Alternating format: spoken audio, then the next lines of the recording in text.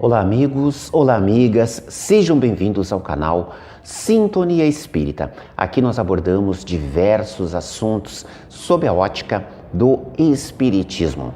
Hoje nós vamos falar sobre um tema bastante relevante, bastante importante, né? Em qualquer época, né? Mas principalmente nos dias atuais, onde nós estamos vendo aí uma geração, né, de jovens com muita autonomia chegando ao nosso mundo, né, vivenciando entre nós. Então, se você tem filhos adolescentes, entrando na adolescência, em meio à adolescência, começando a fase jovem adulta, né, ou se você tem parentes que são adolescentes, ou amigos que têm filhos adolescentes, eu tenho certeza de que este vídeo, este conteúdo vai ser bastante interessante para você. Por isso eu peço que você fique até o final deste vídeo, certo? Vamos analisar tudo isso sobre a ótica do Espiritismo.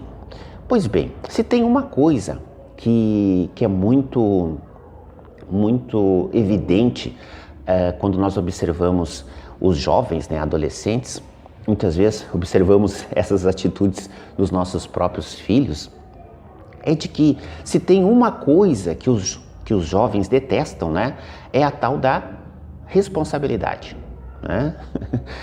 Ou responsabilidades, né, no plural. Jovens detestam responsabilidades. Claro, estou falando aqui da maioria dos jovens. É evidente que existem jovens que são bastante responsáveis, né? Nunca podemos generalizar, mas existe uma grande quantidade de jovens que detestam responsabilidades de qualquer tipo, tá?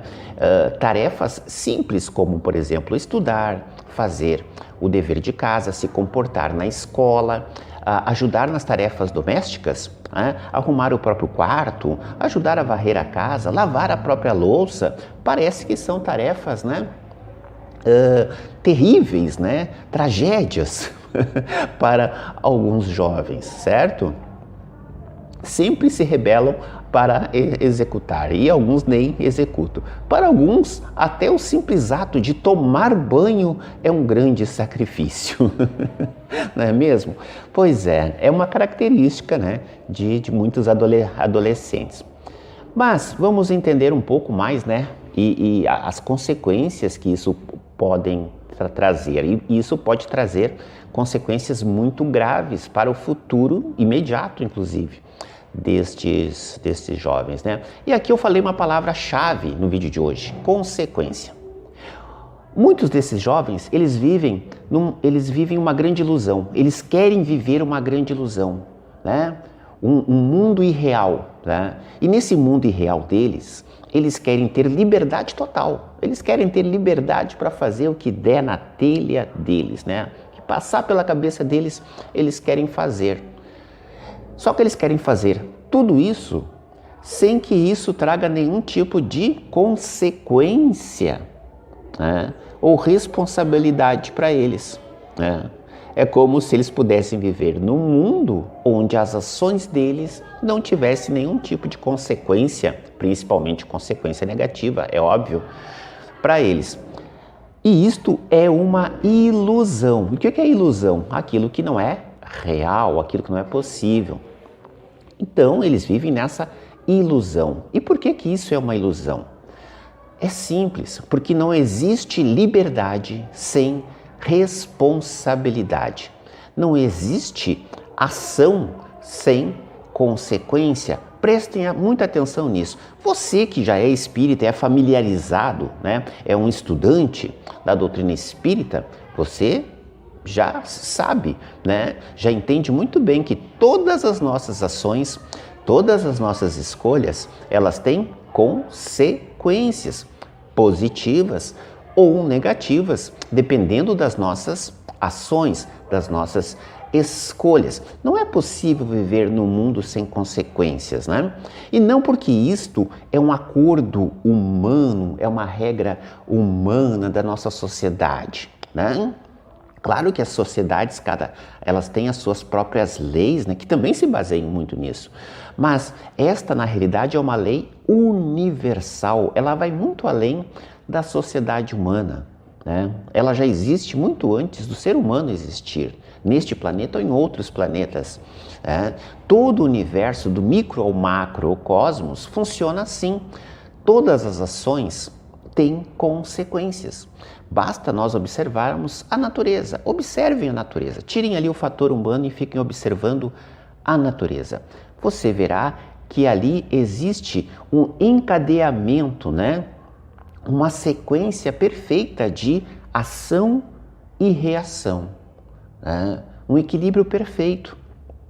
E é assim que funciona em todo o universo. E é assim que também funcionam nas sociedades humanas, sejam elas sociedades de humanos encarnados, sejam elas nas sociedades espirituais, né? Nas dimensões espirituais. Ação e reação, né? Causa e efeito, né? Escolhas e consequências. Então, nenhum de nós vive nisso.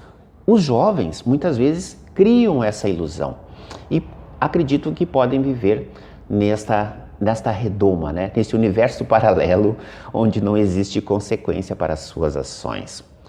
O grande equívoco aí não está propriamente nos jovens, que nesta fase da vida estão ainda num processo de amadurecimento espiritual, né? O grande erro, o grande problema começa quando os pais alimentam esse processo de ilusão nos jovens.